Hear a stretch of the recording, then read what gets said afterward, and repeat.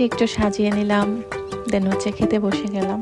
অনেক মজা হয়েছিল এবং খুবই মজা করে খেলাম আলহামদুলিল্লাহ। খিচুড়ি মানে বৃষ্টি, বৃষ্টি মানে খিচুড়ি, কেন জানি না আলাদা একটা অন্যরকম একটা টান অনুভব হয়। খিচুড়ি বৃষ্টি হলে খিচুড়ি খেতে ইচ্ছে করে, আর খিচুড়িটা যেন বৃষ্টির সাথে সম্পৃক্ত।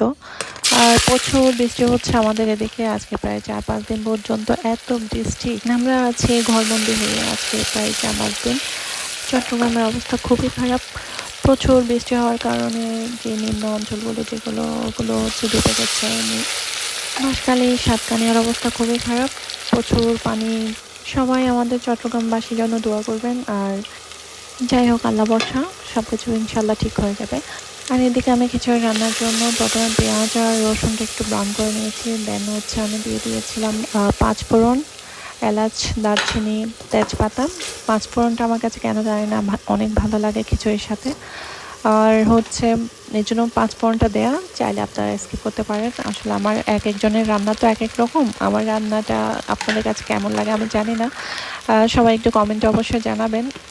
আমি সবসময় চেষ্টা করি ইজি রেসিপি, যেটা সহজ কিন্তু মজাদার হবে, এমন রেসিপিগুলো আমি রান্না করার চেষ্টা করি, এবং রান্না করি এভাবেই যেন সহজ হয় আর মজাদার হয়, যেন ফ্যামিলি সবাই খেয়ে খুবই আনন্দ পায়, খেয়ে মজা পায়, এই জিনিসটা আমি ট্রাই করি। আর এখানে আমি দিয়েছিলাম হলুদ গুঁড়া, ধনিয়া গুঁড়া আর জিরা গুঁড়া। দেন হচ্ছে চাল আর ডালটা একটু ভেজে নিয়েছি, আর কাঁচামরিচ দিয়েছি। দেন পানি দিয়ে এটা সিদ্ধ হওয়ার জন্য বসিয়ে দিয়েছি। আর এদিকে আমি ভেজে নিচ্ছি কাঁকরোল আর আলু ভাজা।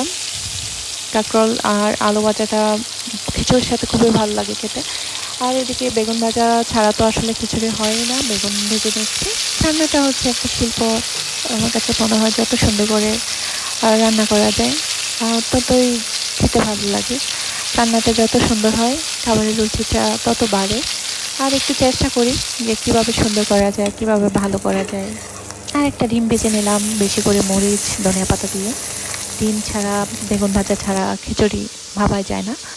খিচুড়ি রান্না হয়ে গেছে। খিচুড়ি মানে একটু কালারফুল হওয়া চাই, এই জন্য আমি একটু ধনিয়া পাতা দিয়ে দিলাম। ধনিয়া পাতাটা আসলে খিচুড়ির সাথে অনেক ভালো লাগে।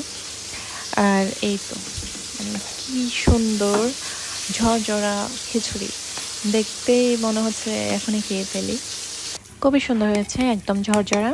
আর একটু সুন্দর করে সাজিয়ে পরিবেশন করে যদি খাওয়া যায় তাহলে তো আর কথাই নেই। খাবার আসলে ওই যে বললাম, একটা শিল্প, একটা আর্ট আমার কাছে মনে হয়। আর সুন্দর করে সাজাতেও ভালো লাগে, রান্নাটা যেমন ভালো লাগে সাজাতেও ভালো লাগে। এই যে একটু সাজিয়ে নিলাম, দেন হচ্ছে খেতে